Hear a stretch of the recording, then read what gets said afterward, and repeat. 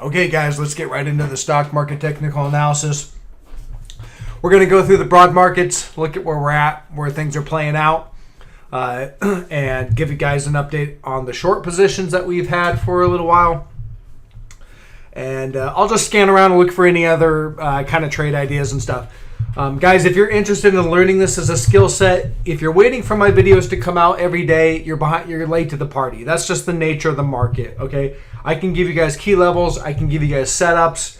But if you're interested in finding your own setups and really understanding the charts from an in-depth knowledge base, you need to take my stock market technical analysis course if you haven't done so already. Link in the description below. It's not free, but it's a good value. I priced it affordable. And, recently we've been hitting a lot of winners. It would have easily paid for itself for sure. So check that out if you're interested. Also, the private group, I'm putting out kind of a little bit more in-depth market insight and some additional trade ideas on that private group. So join up there. Link in the description below on that. Or I think there's a join button next to the subscribe button. You can hit that and join up. That's, again, very affordable. Everything on this channel is basically affordable, guys. I'm not trying to just, I don't make my living from YouTube. So, like a lot of YouTubers out there that act like they're experts, they make their living from YouTube, and that's just not the case for me. So, that's why I price things affordable. But it's nice, it's nice to have a little extra stream of income, and it's nice that you guys are showing that you believe in what I'm saying. So, thank you for that. All right, let's get into triple Qs on the daily. We've got continuation to the downside. So, again, this is playing out as expected. I've been talking about this for the last couple weeks or whatever of the potential bull trap right up in here. And as of right now, it is a bull trap. Okay, if you bought up here and you went long and you're extremely bullish, then you're underwater. And it's down, we're about down almost about 5%. I think we got another 5% or so to go from where we're at now. Well, maybe not even that much. Now we've got about 2, almost 3%, 2.5%, somewhere right in there before we reach our target. So I don't know if we'll get there today. That's a pretty big move in one day. This might bleed into next week. Let's see how the day closes. Obviously, there's also, if I look at the hourly, there's kind of this potential megaphone pattern. It's not really playing out. So we might just continue lower today. I just don't know if we're going to get to our target. Right now, again, back to the daily chart.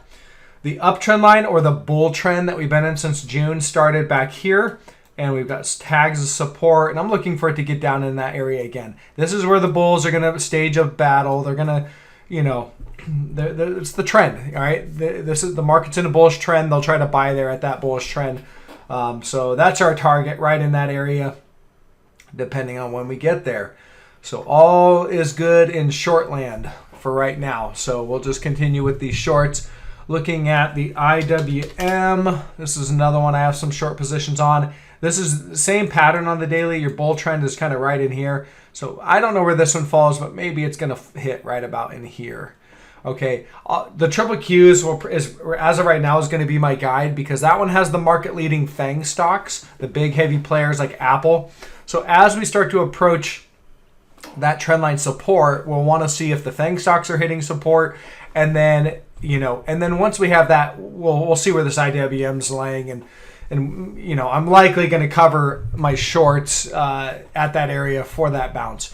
If we don't get the bounce, and I'll go back to triple Qs for this one, if we don't get the bounce and we just slice right through, I'll just add back my shorts and give up a little bit of profit, but I'll just add back my shorts because if that happens, I think it's very likely that we break the lows of June and we head down to our next target of 240, 238. All right, so that would be the potential, and that's all I got on SPY. You can see we're kind of at some support right now on SPY, about 410, 90, 411, a little bit of support. I don't think it'll hold for too long, but we might hold here today. I suspect we continue down lower. The target on this one is, this trend line. All right, I don't know when it's going to hit, but I do have a high degree of confidence that it will be hit. So 392, 393, somewhere right in there. So we'll watch that as well.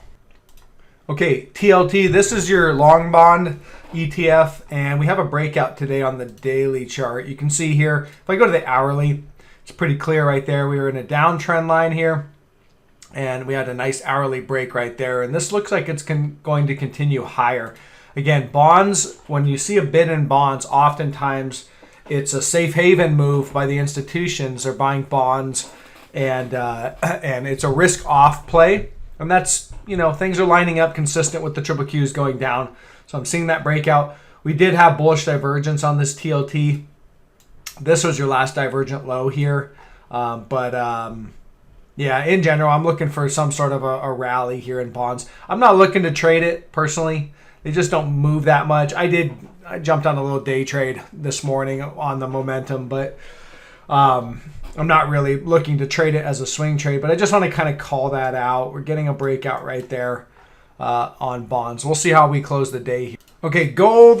I don't see any real change in gold or the gold miners. They're all getting smashed today, basically because it's just more interest rate hikes kind of thing. So looking at the GDX, just more selling. Again, maybe we're heading down to the bottom of this to back test and make a new divergent low, slightly down here. Basically, that might be a good buying opportunity. We'll have to see how that shapes up. If we run down and make a new low pretty soon, we're gonna still have that bullish divergence on the RSI and the PPO. So from my perspective, a little bit lower down here, and it's probably a buy.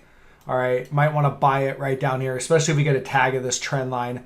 Right in there, about 24-ish is likely going to be the buy zone for GDX. And, individual miners, they'll each have kind of their own charts, but, this is the mining ETF. So looking at that, and then the dollar, if we scan up here, no change. The dollar's still just continuing to get bid. It's still kind of grinding higher. We have negative divergence on the dollar, and we have this trend line to watch for a breakdown. Okay, someone asked me in a comment if I think the dollar is going to break down. If I think the dollar is going to break down, isn't that going to be bullish for stocks? And in general, I would say yes, but it's all about timing, right? We might sell down. Here's how I think it's going to play out. The dollar is going to continue to rally. Okay, the stock market and the triple Qs, they're quick movers, and it's going to continue to sell down, hitting some of our lower targets while the dollar moves higher. This divergence will remain intact, and then the dollar will break down. Likely when the Fed starts to signal some sort of a pivot. And I've talked about where I think they're going to pivot. Again, it's all the way down here at the pre-COVID highs, right here. Okay, there they are. That's the level, 338, 340, 240, 238. That's where I think the Fed is just going to have to say, they're going to have to capitulate. Inflation will probably come in. The CPI will probably come in some more. At the end of the day, I believe the CPI is going to come into about 5%.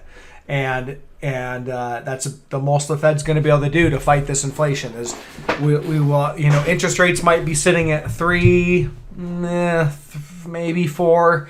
Inflation will be at 5 or 6. So inflation will still be running hotter than the interest rates, but that's the most that they'll be able to do because the economy will really start falling apart. So. But again, until the economy really starts to fall apart, they're going to continue to push this. And the VIX, which measures put buying, it measures put protection. One concept I want to kind of point out, we're looking at the VIX now. So I had comments saying that, the VIX is not high, the VIX is selling off, there's no fear in the market. So someone said they don't think the market is going to sell off because there's no fear in the market. The point I was trying to make to that person was, when there's fear in the market, then people have put protection. Institutions have put protection. They hedge. And if you're hedged, there's not going to be much of a sell-off because as you sell off, those puts start paying. They don't have to exit their long positions because they're hedged.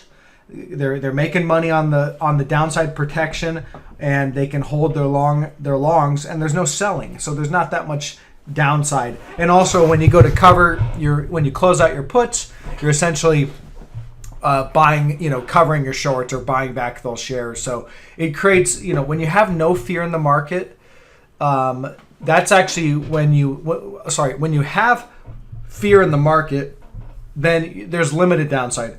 When you have no fear in the market and you have complacency and there's no put protection, there's no hedging, that's when you get the big drops. Okay, so yesterday it was you just kind of have to think about the opposite. If you wait for the herd to show up and for the move to show up, saying, "Oh, now we're going to sell off," you're late to the party. Okay, and you have a lot higher risk. On the VIX here, you can see this is kind of how we've been trading, and this is a daily chart. We've just been grinding lower here. Today, gap up, and so far a breakout. Looks like it's coming in for kind of a back test, but basically this is a breakout on the VIX, and we should go higher. Most likely going to come up to these highs here at about 34, kind of spike up here. Yeah, that's where I think we head, as this move down continues, we should see the VIX continue to spike. And just to follow up on this LLY short trade, it's still hanging in there. It's just back testing this trend line. You can see basically bearish rising wedge, big negative divergence. So this is telling me this is going to break for a nice trending move to the downside.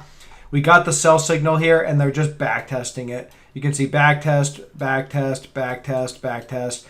I suspect this should start to roll over here soon. One thing to watch for, if you go to the XLV, this is your healthcare ETF. So here's kind of this blue line rolls out. This is your uptrend line here. All right, so sorry about phone call. XLV, so here's your daily chart on the XLV. I've got lots of tags of support, and we've had a couple of breakdowns of this trend line, but they've managed to recover it, and we're at it again. So, if this breaks, then LLY should break as well. Doesn't have to, but again, it's just kind of, this is a defensive play. So these will break. It's first the momentum trades in the tech sectors that break. If we're going to get that next leg lower in the market, we'll first see the tech sector break, and then sector by sector, we should see these other ones break, including the defensive sectors. When you have, broad-based, market sell-off, all sectors break essentially.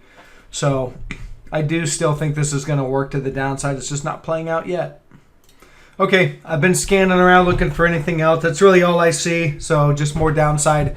I pointed out the targets, and that's all I got, guys. So drop me a thumbs up if you're finding value, and I'll catch you on the next one.